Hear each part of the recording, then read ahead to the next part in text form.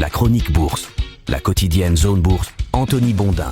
Bonjour tout le monde, bienvenue dans Sport Marché Zone Bourse. Nous sommes le jeudi 26 mars 2026. Le titre du jour, c'est un pas en avant, un pas en arrière. Le poker menteur entre les États-Unis et l'Iran continue donc. Les marchés financiers, eux, ils ressemblent davantage aux spectateurs d'un match de tennis. Un coup à droite, un coup à gauche, des hauts, des A et quelques énergumènes qui hurlent des invectives entre les points. Mais apparemment, la partie se joue en 5-7 et pas en 3, donc ça continue. Alors vous me pardonnerez cette entrée en matière, c'est un hommage à mon jeune confrère Antoine, grand fan de sport, qui aurait dû rédiger ses lignes ce matin et qui s'est défilé de façon honteuse pour un prétexte sans doute fallacieux. Il me laisse donc cette chronique sur les bras en dépit de ma petite forme consécutive à une nuit trop courte, elle-même consécutive à un épisode arrosé indépendant de ma volonté, le tout compliqué par une arrivée tardive pour cause de mini tempête de neige indépendante là aussi de ma volonté. Mais bon, vous n'êtes pas là pour m'entendre me lamenter, vous êtes là pour le pétrole. Et oui, encore et toujours lui, les espoirs de cesser le feu au Moyen-Orient ont été un petit peu douchés par les positions divergentes des belligérants sur le plan d'apaisement. Je dis plan d'apaisement parce que c'est peut-être préférable à plan de paix qui a l'air un petit peu surfait. Plan d'apaisement qui a donc été proposé par Washington. L'Iran a posé ses conditions, qui ne sont pas tout à fait les mêmes que celles du camp adverse évidemment. On sent quand même qu'un dialogue s'est installé et que les choses peuvent basculer en quelques heures, mais ce n'est pas encore le cas. Donc pour le moment, on a toujours un statu quo et le baril de Brent est reparti en hausse pour se négocier autour de $104. Malgré les fluctuations récentes, il faut quand même noter que c'est la 11e fois en 12 jours que le Brent clôture une journée au-dessus des $100. Pour mémoire, il se négociait $61 il y a 3 mois au début de l'année 2026. Du côté du brut léger américain WTI, on affiche une progression spectaculaire là aussi, mais un petit peu moins marquée parce que c'est un baril qui concerne spécifiquement le marché intérieur des États-Unis et qui ne subit donc pas les mêmes coûts de transport ni les mêmes pressions géopolitiques. Il n'empêche, la situation est problématique pour tout le monde bien sûr et des rumeurs circulent selon lesquelles l'administration de Trump aurait modélisé un scénario catastrophe avec un baril à $200. Alors la Maison Blanche a immédiatement démenti cette information de Bloomberg pendant la nuit, mais plusieurs sources évoquent quand même que la position devient assez inconfortable pour Scott Bessent, le secrétaire au Trésor. Il pousserait pour éviter un dérapage trop long des prix de l'or noir évidemment parce que ça contrecarre la planification économique de son administration. Aux États-Unis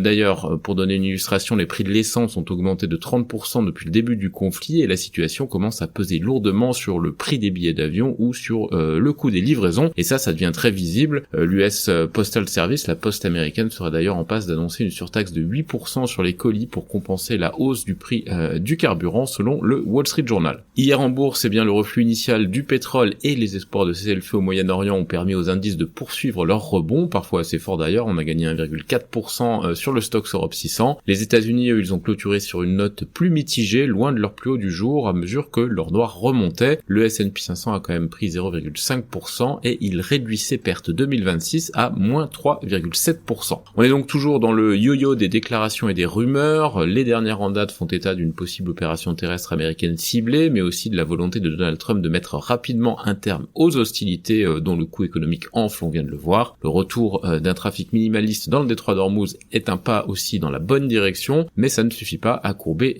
les cours pétroliers, on vient de le voir là aussi. Les marchés vont donc rester ballottés au gré de ces annonces et bien malin celui qui pourra dire dans quel sens ça va partir. Dans le reste de l'actu, le sommet entre Donald Trump et Xi Jinping en Chine a été reprogrammé au jeudi 14 et vendredi 15 mai prochain. La séance du jour, elle est assez pauvre en indicateurs, mais on suivra quand même les chiffres hebdomadaires de l'emploi américain. Si l'inflation angoisse les marchés parce qu'elle limite la capacité de la banque centrale à agir en cas de choc économique, eh bien une dégradation du marché du travail pourrait quand même permettre de justifier un assouplissement monétaire et remettrait sans doute en selle le fameux Fed Put, c'est-à-dire le filet de sécurité monétaire que les investisseurs attendent systématiquement de la Réserve fédérale. À surveiller donc la stat de l'emploi hebdomadaire à 13h30 tout à l'heure. Côté Asie-Pacifique, les marchés sont repartis en baisse ce matin sur fond évidemment de crainte d'enlisement au Moyen-Orient. La Corée du Sud moins 3,2% et Hong Kong moins 2,3% affichent des replis marqués. Les autres places sont plus mesurées. On est seulement à moins 0,1% en Australie et à moins 0,3% au Japon. L'Inde est fermée pour un jour férié. L'Europe devrait démarrer la séance dans le rouge avec une volatilité qui est toujours marquée, même si l'indice VIX a légèrement reflué hier.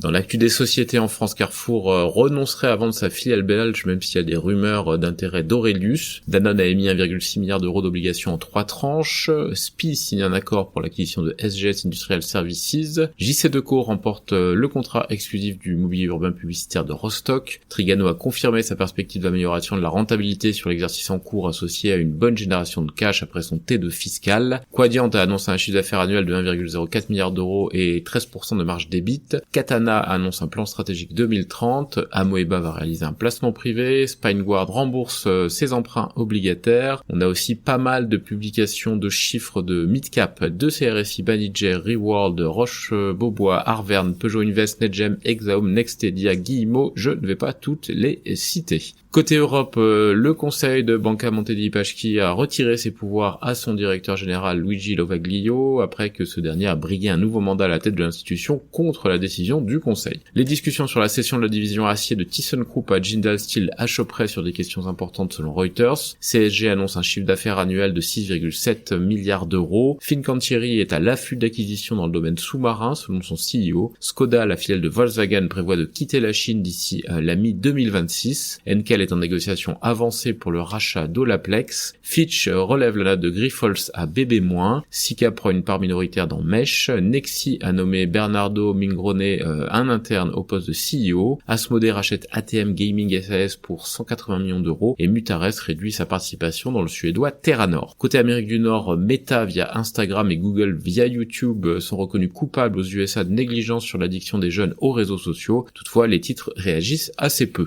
JetBlue explorerait d'éventuels partenariats de fusion selon Semaphore. Le titre a pris 13,4% hier sur cette annonce. Accenture lance CyberAI, une solution de cybersécurité propulsée grâce à Claude d'Anthropic, et L3 Harris va doter les sous-marins de l'US Navy de capacités sous-marines autonomes. Ailleurs dans le monde, Honda et Sony abandonnent le développement de leur premier modèle de véhicule électrique. Kioxia entre au capital de la société taïwanaise Nanya Technology. Infosys réalise 2 acquisitions aux États-Unis. Samsung Electronics lance son navigateur Samsung Browser pour PC et Rio Tinto livre sa dernière production de la mine de diamants Diavik au Canada. C'est terminé pour ce point de marché du jour. Excellente journée à toutes et à tous.